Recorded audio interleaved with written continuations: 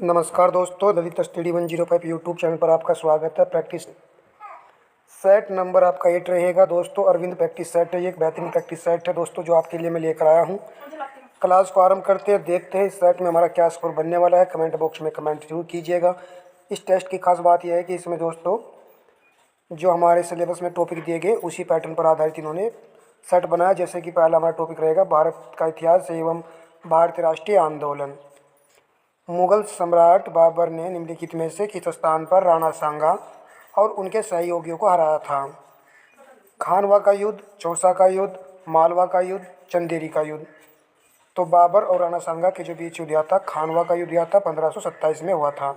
ए विकल्प right answer है दोस्तों। टेस्ट आप लगाते ही अवश्य ही चलिएगा। कॉपी पेन पर काउंट कर लेना है। कितना स्कोर रहेगा कमेंट बॉक्स में जरूर बताइएगा। गांधी जी की दांडी यात्रा निम्न में से किसका उदाहरण है? दांडी यात्रा राइट हो जाएगा ऑप्शन बी, सविनय अज्ञा आंदोलन का ये उदाहरण है।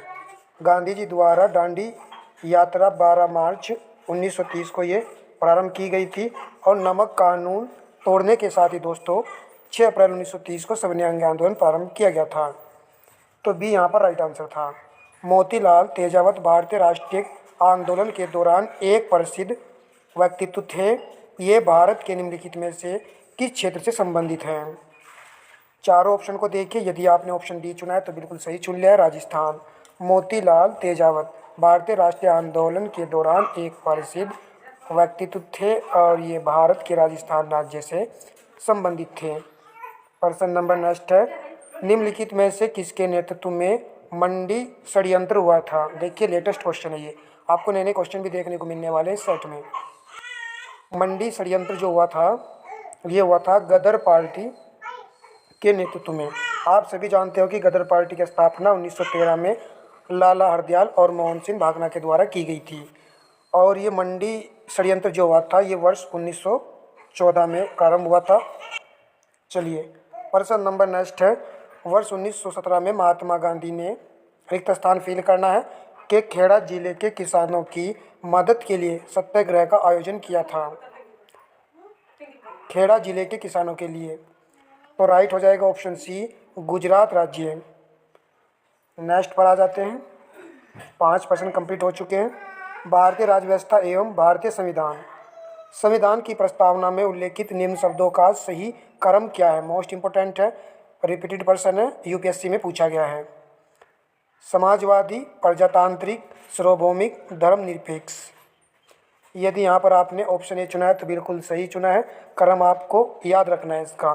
सबसे पहले सार्वभौमिक, फिर समाज आएगा, फिर धर्मनिरपेक्ष और लास्ट में आएगा प्रजातांत्रिक।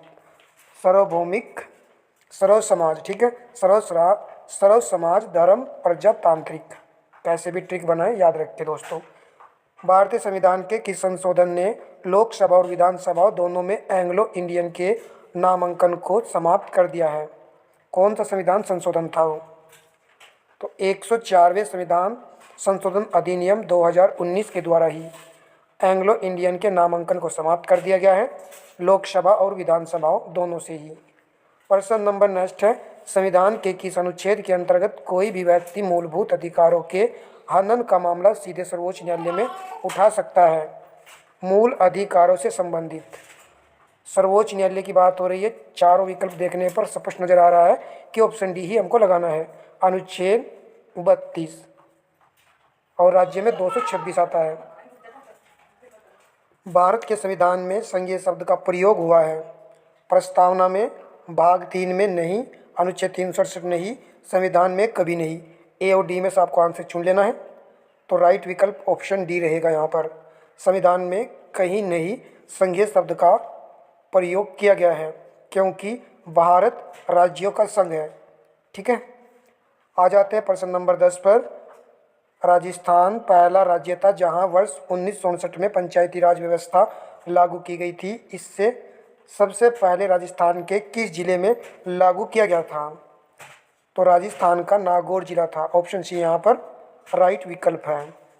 प्रश्न नंबर आपका 11 है जो कि भारत एवं विश्व का भूगोल, जो कि 5% पूछे जाएंगे। सिलेबस बहुत ज़्यादा डीपली है और 5% आपको हमें सही करने हैं। हमारे सौरमंडल की आकाशगंगा जिसे मंदाकिनी या दुग्ध मेखला मिल्की वे भी कहते हैं का आकार कैसा है, गोलाकार है या फिर सर्पिलाकार। ऑप्शन बी राइट आंसर रहेगा, सर्पिलाकार है इसका आकार। प्रश्न नंबर 12 है, निम्नलिखित में से कौन सुमेलित नहीं है। ब्राज़ील द्वारा दक्षिण अटलांटिक महासागर, ये बिल्कुल यहाँ पर सही है। अगुलाज सिंध महासागर, ये भी करेक्ट है। बी और सी में आपको आंसर चुन लेना है। यदि आप यहाँ पर चुनने में कामयाब हो जाते हैं तो एक नंबर आपका ऐड हो जाएगा। राइट विकल्प ऑप्शन बी है यहाँ पर। कनारी द्वारा उत्तरी प्रशांत महासागर दिया गया, जो कि गलत है और यही प्रश्न का राइट आंसर है। गल्फस्टीन उत्तरी अटलांटिक महासागर, सी भी यहाँ पर राइट दिया गया है। प्रश्न नंबर देखते हैं नेक्स्ट।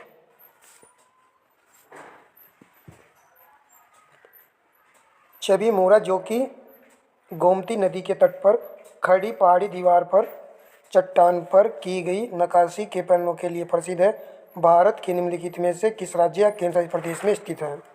थोड़ा सा नया क्वेश्चन है, क्योंकि नए क्वेश्चन भी देखने को एग्जाम में मिलते हैं। छवि मोरा, जो कि गोमती नदी के तट पर खड़ी पहाड़ी पर एक चट्टान पर की गई नक्काशी के पैनलों के लिए प्रसिद्ध है, भारत के त्रिपुरा राज्य में ये स्थित है। बी विकल्प यहाँ पर राइट है।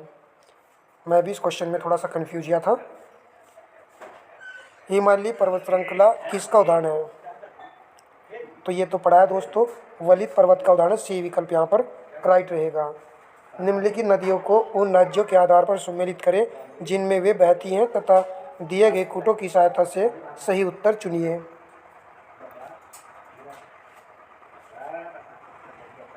कामेंग, ये आपका असम, उसके बाद में वैतरणी उड़ीसा। तो इस प्रकार हमारा सी राइट आंसर रहेगा।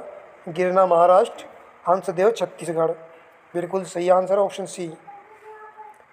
प्रश्न नंबर 16 है, भारतीय अर्थव्यवस्था एवं सामाजिक विकास, भारत में एसडीजी प्रगति को ट्रैक करने वाली मुख्य संस्था कौन सी है। एसडीजी प्रगति को ट्रैक करने वाली मुख्य संस्था कौन सी है। ऑप्शन से आप दोस्तों इन सभी को हटा सकते थे, एक ही था ऑप्शन डी नीति आयोग। प्रश्न नंबर 17, उदारीकरण के मुख्य उद्देश्य क्या थे, तो ये इंपॉर्टेंट क्वेश्चन रहेगा, इसको जरूर नोट करना है। सरकारी हस्तक्षेप और लाइसेंस राज को कम करके व्यवसाय को अधिक स्वतंत्रता देना, बिल्कुल करेक्ट आंसर है यहाँ पर ये। प्रत्यक्ष विदेशी निवेश के लिए अनुकूल माहौल बनाना, ये भी सही है। वैश्विक अर्थव्यवस्था के साथ एकीकरण करना और अंतर्राष्ट्रीय व्यापार को बढ़ावा देना, तो उपरोक्त सभी यहाँ पर सही है। उदारीकरण के ये मुख्य उद्देश्य है, जो यहाँ पर तीनों पॉइंट दिए गए हैं। इस प्रकार हमारा डी विकल्प राइट आंसर है। एक एक करके भी आंसर पूछा जाता है एग्जाम में। निम्नलिखित में से कौन लोरेंज वक्र द्वारा मापा जाता है। लोरेंज वक्र द्वारा मापा जाता है आय की विषमता, ऑप्शन डी यहाँ पर सही आंसर था। अब आ जाते हैं नेक्स्ट प्रश्न पर। प्रश्न नंबर हमारा 19 है, यदि फर्म की लागत शून्य हो अथवा केवल स्थिर लागत हो तो संतुलन में पूर्ति की मात्रा को उस बिंदु द्वारा दर्शाया जाता है जिस पर औसत समप्राप्ति शून्य होती है। इसके लिए पूर्ण प्रतिस्पर्धा आएगा या एकाधिकार आएगा, या एकाधिकार प्रतिस्पर्धा आएगा। तो राइट हो जाएगा ऑप्शन ए पूर्ण प्रतिस्पर्धा, ए राइट था यहाँ पर। निम्नलिखित में से कौन सा वर्ष 1991 में नई आर्थिक नीति एनईपी के तहत संरचनात्मक समायोजन कार्यक्रम का हिस्सा नहीं था। औद्योगिक सुधार, कर सुधार, राजकोषीय सुधार, ये सभी थे, परंतु ये नहीं आएगा भुगतान संतुलन का समायोजन।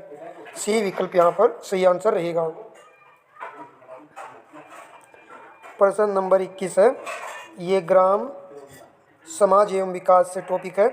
राजघाट बांध एवं नहर परियोजना उत्तर प्रदेश और मध्य प्रदेश सरकार के बराबर सहयोग वाली संयुक्त परियोजना जो बनाई जा रही है, तो ये बेतवा नदी राइट रहेगा, ऑप्शन सी यहाँ पर सही आंसर है।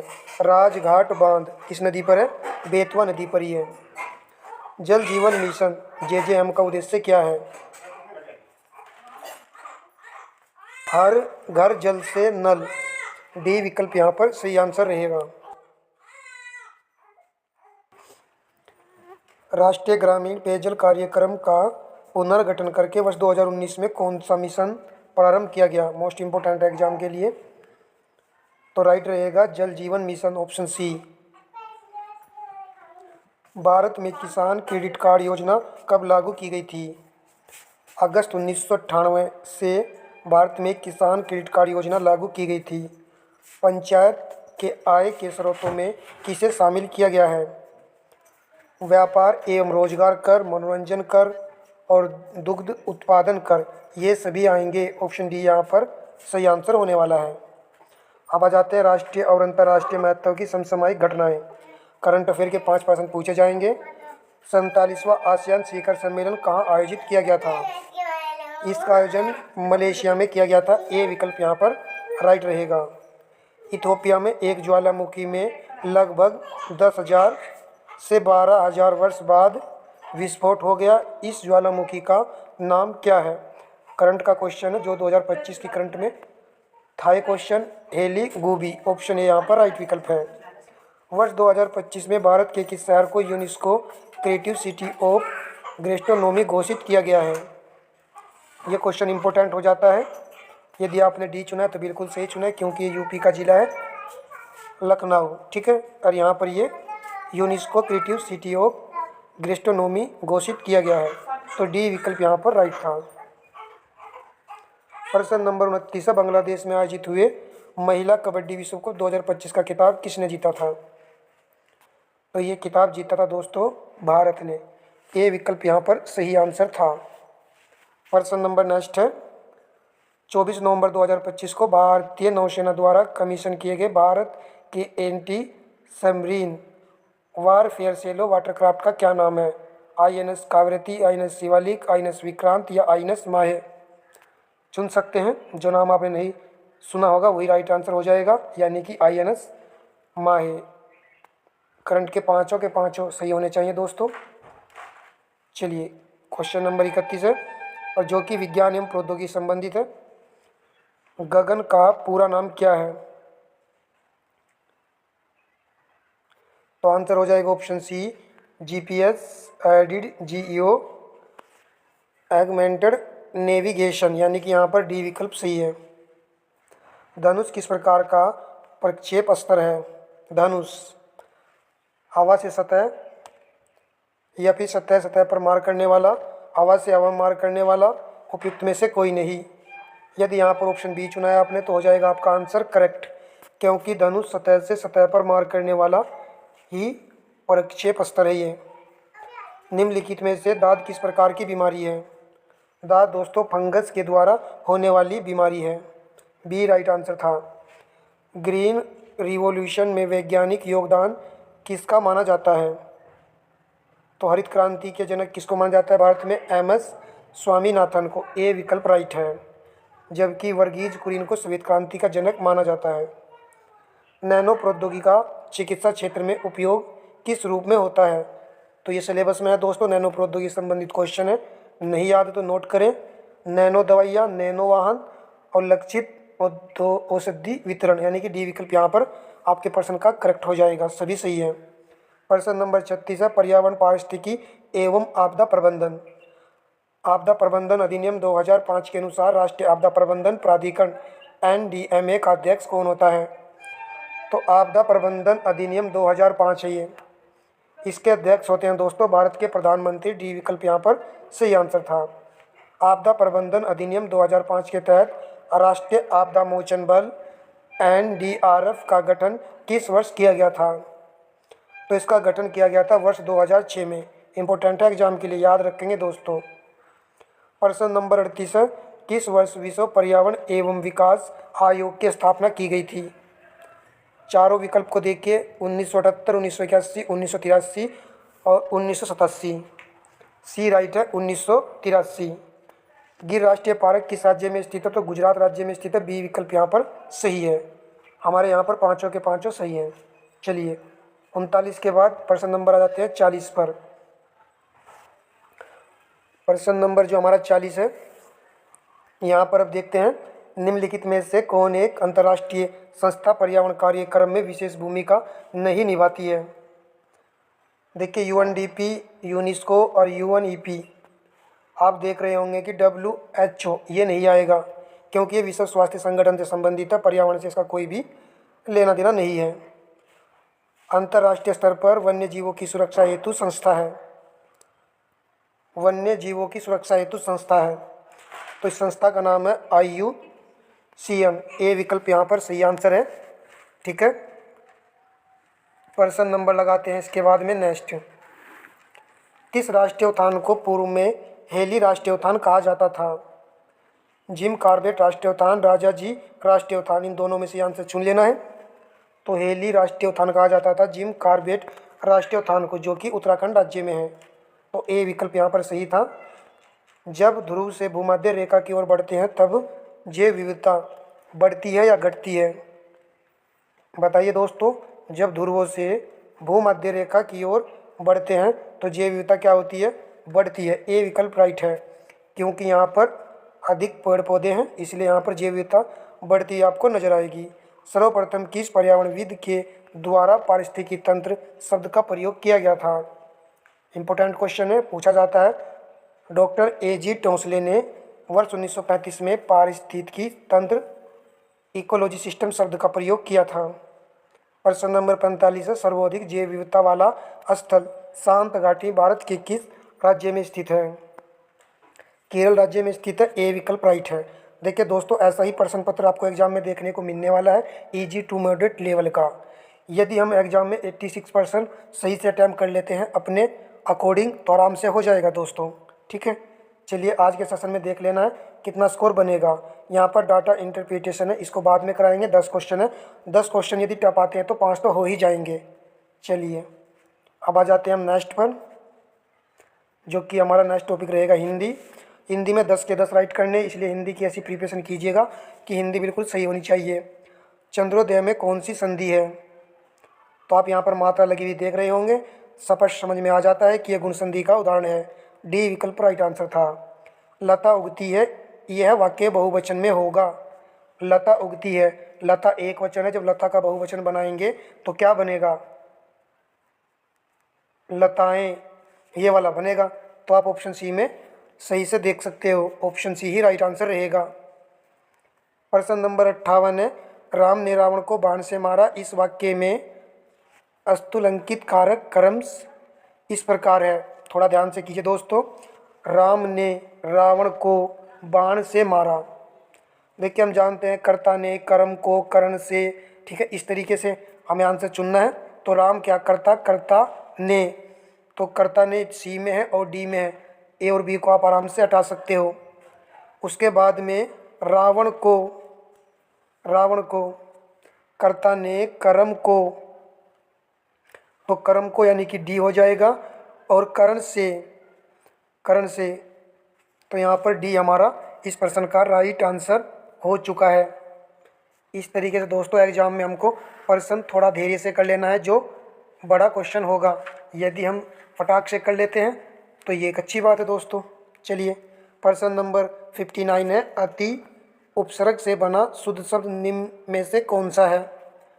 तो देखिए ऑप्शन ए में अति गलत लिखा हुआ है, इसको हटा दीजिए, या आति लिखा हुआ है गलत है। डी में भी गलत लिखा हुआ है, तो अति रिक्त यानी कि यहाँ पर बी बिल्कुल सही लिखा हुआ है। गैर शब्द का पर्यायवाची है, तो आ जाएगा गृह। ए विकल्प यहाँ पर सही रहेगा।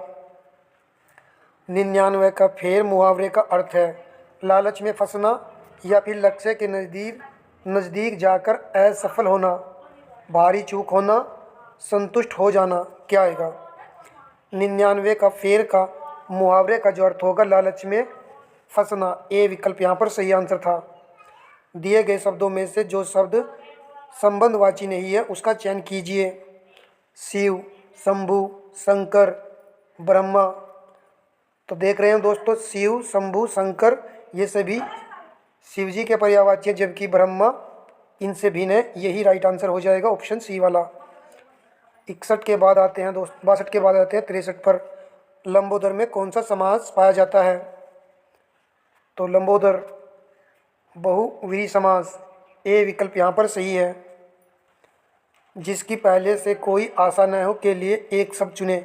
ध्यान से कीजिए, अप्रत्याशित, आशातीत। तो यहाँ पर यदि आपने बी चुना तो ये गलत हो जाएगा, ऑप्शन ए राइट आंसर रहेगा, अप्रत्याशित। वाच्य कितने प्रकार के होते हैं? तो वाच्य दोस्तों 3 प्रकार के होते हैं, ए विकल्प यहाँ पर सही है। कंप्यूटर के क्वेश्चन बाद में करेंगे, उससे पहले यूपी स्पेशल के क्वेश्चन हम कर लेते हैं। कंप्यूटर के थोड़े से डिफिकल्ट क्वेश्चन है दोस्तों। उत्तर प्रदेश राज्य से संबंधित सामान्य जानकारी 20 क्वेश्चन यहाँ पर है। 20 में से आपको 18 बिल्कुल सही करने हैं। उत्तर प्रदेश राज्य की वित्तीय क्रियाओं की निगरानी करने के लिए कौन सी वेबसाइट तैयार की गई है? सृष्टि, NIC, अर्थशास्त्र, ये तो नहीं होगा, कोशवाणी। और राइट विकल्प था ऑप्शन सी, कोशवाणी, यही हमने चुना था और ये सही भी है। निम्नलिखित युग्मों में से कौन सा सही सुमेलित नहीं है? गोटे का कार्य लखनऊ एवं वाराणसी, पीतल की मूर्तियाँ मथुरा। देखिए पीतल की मूर्तियों का जो कार्य होता है वो मुरादाबाद आएगा, मुरादाबाद, ये गलत हो जाएगा। ताले अलीगढ़, बैंत व छड़ियाँ वाराणसी। इंडियन ऑयल कॉरपोरेशन की तेल रिफाइनरी उत्तर प्रदेश में कहाँ स्थित है? आजकल तेल की बड़ा चर्चा हो रही है और उत्तर प्रदेश में एक तेल रिफाइनरी है जो कि मथुरा में है, यानी कि डी विकल्प यहाँ पर सही है। प्रश्न नंबर 84, निम्नलिखित में से उत्तर प्रदेश का कौन सा जिला विशिष्ट और उत्कृष्ट डिजाइनों वाले कालीनों के उत्पादन और निर्यात के लिए प्रसिद्ध है? कालीन से ही दोस्तों पकड़ लेना था ये क्वेश्चन। कालीन के लिए प्रसिद्ध है भदोही, डी विकल्प यहाँ पर सही है। निम्नलिखित में से उत्तर प्रदेश के किस शहर में लकड़ी से बने ताल वाद्य ढोलक बनाने की 300 छोटी इकाइयाँ हैं? तो इसके लिए आएगा अमरोहा। ढोलक बनाने की 300 छोटी इकाई यहाँ पर है, अमरोहा इसके लिए प्रसिद्ध है। ए विकल्प सही था। बदायूं अपनी जरी जरदोजी उत्पादकों के लिए प्रसिद्ध है। यहाँ तक अपने आप में ये क्वेश्चन आंसर है। यह कार्य मुख्य रूप से बदायूं, बिसोली और दातागंज तहसील में किया जाता है। लगभग 35% परिवार इस उद्योग में लगे हैं। स्थानीय रूप से इस कार्य को और क्या कहा जाता है? छोड़ भी सकते हो दोस्तों, मैंने इसको छोड़ दिया था, आप इसको कर सकते हो, छोड़ सकते हो, या फिर चुन लिया है तो डी राइट रहेगा, कार चौबी। क्या आंसर रहेगा? कार चौबी। स्क्रीनशॉट लेकर के दोस्तों नोट कर लीजिए, प्रश्न आ सकता है। उत्तर प्रदेश की एक जिला एक उत्पाद योजना का लक्ष्य उत्तर प्रदेश को प्रोत्साहित करना है। चुनिए दोस्तों, सी राइट रहेगा, स्वदेशी और विशेष उत्पाद को प्रोत्साहित करना है। एक जिला एक उत्पाद योजना ये संबंधित है उत्तर प्रदेश सरकार से। प्रश्न कैसे भी बन सकता है। निम्न में से कौन एक वर्ष 1924 के कानपुर षड्यंत्र मामले में शामिल नहीं था? थोड़ा सा डिफिकल्ट है परंतु देख लीजिए। मुजफ्फर अहमद, नलिनी गुप्ता और M.A. अंसारी, शौकत उस्मानी। तो यदि नहीं पता आंसर छोड़ दीजिए, यदि पता है तो मार दीजिए। ऑप्शन बी सही रहेगा, M.A. अंसारी, मैंने इसको छोड़ा था। अंग्रेजों के विरुद्ध बनारस विद्रोह का नेतृत्व किसने किया था? इसका राइट आंसर राजा चेत सिंह ने, ऑप्शन बी यहाँ पर सही आंसर था। प्रश्न नंबर 90 है, ब्रिटिश उपनिवेशवाद के विरुद्ध भोजपुरी में लोकप्रिय कविता फिरंगिया लिखने वाले कवि कौन थे? राइट है मनोरंजन। प्रश्न नंबर 91 है, उत्तर प्रदेश में किसको दूर करने हेतु सबरी संकल्प अभियान की शुरुआत की गई थी? गरीबी दूर करने, कुपोषण दूर करने, बेरोजगारी दूर करने और निरक्षरता दूर करने। तो राइट रहेगा ऑप्शन बी, कुपोषण दूर करने। चलिए, उत्तर प्रदेश राज्य की पारंपरिक अर्ध ऐतिहासिक कहानियों एवं गाथा गीत का नृत्य नाटक है। चुनिए, घूमर कहाँ का है? राजस्थान, हटा दीजिए। कालबेलिया राजस्थान। पुलिकली, इसको भी हटा दीजिए। सवांग उत्तर प्रदेश संबंधित है, ऑप्शन सी यहाँ पर सही आंसर था। कभी कभी आंसर ऐसे भी चुन लेना है एग्जाम में। उत्तर प्रदेश के नौटंकी, रासलीला, कजरी, झोरा, छपेली और जेता निम्नलिखित में से किससे संबंधित है? तो नौटंकी क्या है? लोक नृत्य है, ऑप्शन ए यहाँ पर राइट आंसर था। कजरी क्या? लोक नृत्य है, बहुत पुराना था कजरी, मिर्ज़ापुर। से संबंधित है। उत्तर प्रदेश का सबसे बड़ा सौर ऊर्जा संयंत्र निम्नलिखित में से किस जिले में स्थापित किया गया है? आगरा, मथुरा, गोरखपुर, मिर्ज़ापुर। लेटेस्ट है, करंट का क्वेश्चन भी है। डी विकल्प राइट रहेगा, मिर्ज़ापुर। उत्तर प्रदेश के निम्नलिखित में से किस जिले में नैमिषारण्य तीर्थ स्थान अवस्थित है, जहाँ पर 88,000 ऋषियों ने तप किया था?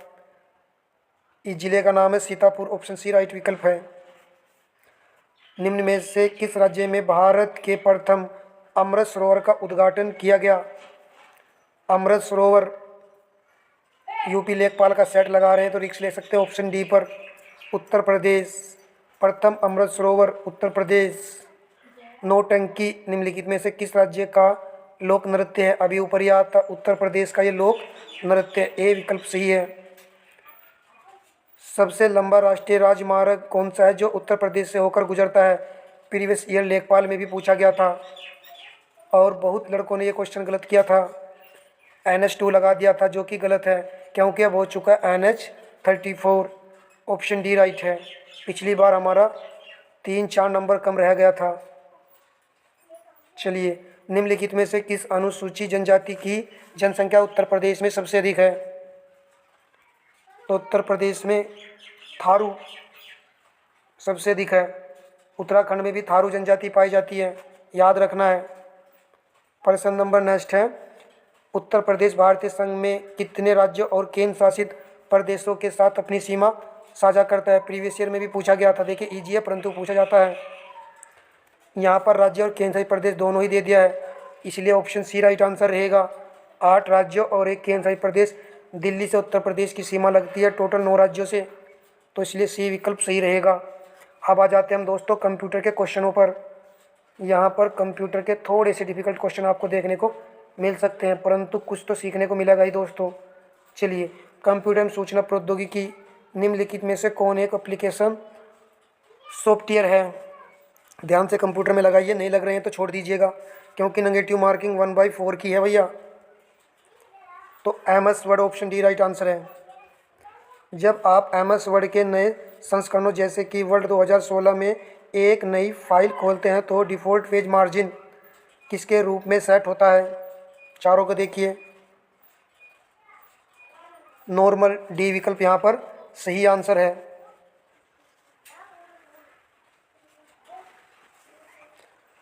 प्रश्न नंबर पर आ जाते हैं नेक्स्ट पर। MS एक्सेल में वर्कशीट के एकदम दाएं स्थान पर निम्नलिखित में से क्या दिखाई देता है? आंसर सी और डी में, बी और सी में से चुन सकते हैं। यदि आपने बी चुना है तो बिल्कुल सही होगा, ऑप्शन सी चुनने वाला गलत हो जाएगा। वर्टिकल स्क्रॉल बार, ये अच्छा क्वेश्चन है, इसको याद कर लेना है। देखिए क्या पूछ लिया गया है। सेल B4 में एक फॉर्मूला जो लिखा है दोस्तों इक्वल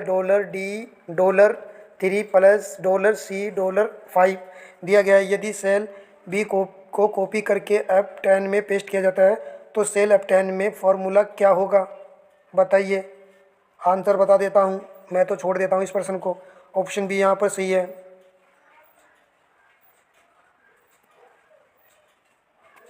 चलिए, वैन का पूरा नाम क्या है इसको कर लेते हैं। Wide area network, option A right answer है।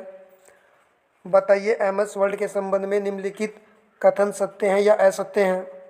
एक डॉक्यूमेंट फाइल में बुलेटेड और नंबर दोनों लिस्ट हो सकती हैं। देखिए जो टेस्ट लगाते रहते हैं तो ये प्रीवियस जो पिछला टेस्ट था दोस्तों उसमें कुछ इससे संबंधित क्वेश्चन बना था।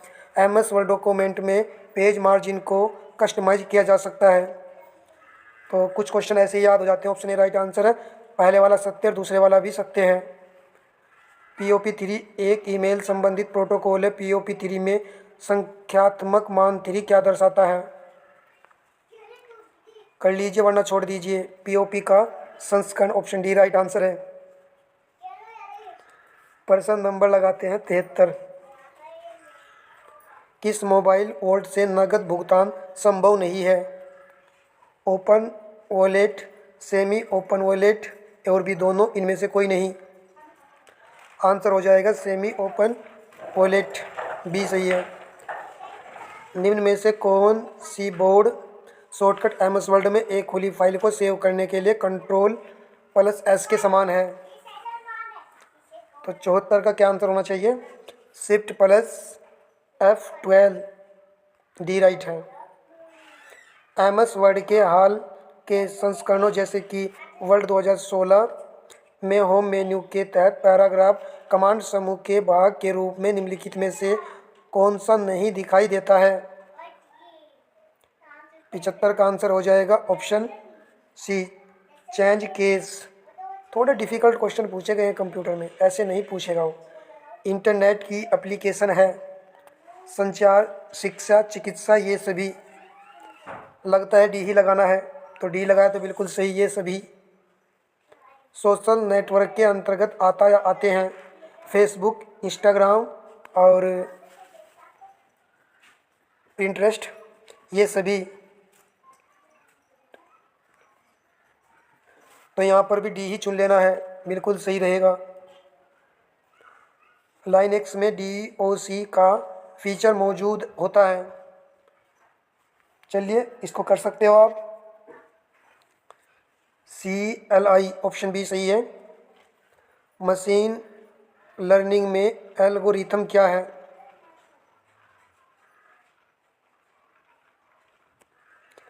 तो ये है निर्देशों का set, option B right answer है। दोस्तों कमेंट बॉक्स में ज़रूर बताइएगा कि आपके कितने क्वेश्चन सही हुए हैं। 10 क्वेश्चन केवल हमने DI के छोड़े हैं और ये 90 क्वेश्चन का सेट हो चुका है। 90 में कितने अटैम्प्ट किया आपने, कितने नहीं किए, सब कमेंट कीजिए। कितना नेगेटिव हुआ है, क्या आपके इसमें 66 क्वेश्चन सही हुए हैं? यदि यहाँ पर कंप्यूटर थोड़ा डिफिकल्ट था, 66 सही किए हैं, तो बिल्कुल स्कोर मान सकते हो नेगेटिव मार्किंग हटा देने के बाद में। क्वेश्चन नंबर 80, ChatGPT किस प्रकार की AI तकनीक का उदाहरण है? तो ऑप्शन बी राइट आंसर है, जनरेटिव AI। तो दोस्तों कैसा लगा हमारा प्रैक्टिस सेशन? यदि अच्छा लगा तो वीडियो को लाइक कीजिएगा और शेयर कीजिएगा अपने दोस्तों में। चैनल को सब्सक्राइब कर सकते हो। दोस्तों जब भी प्रैक्टिस क्लास होती है टेस्ट की, वो उपलब्ध हो जाती है यूट्यूब पर। और भी अलग अलग सेट के प्रैक्टिस सेट मैं कराता रहूँगा दिन में को। दोस्तों एक सेट अवश्य ही लगाना है आपको, तभी जा करके लेखपाल एग्ज़ाम को निकाला जा सकता है। देखिए गुड अटैम्प्ट रहेगा 86 एग्ज़ाम में। यदि 86 में से आपने 8 गलत किए, 2 हटा दीजिए, 10, तो 76 हो जाएगा दोस्तों चयन। इसके लिए थोड़ी कड़ी मेहनत करनी पड़ेगी। धन्यवाद दोस्तों।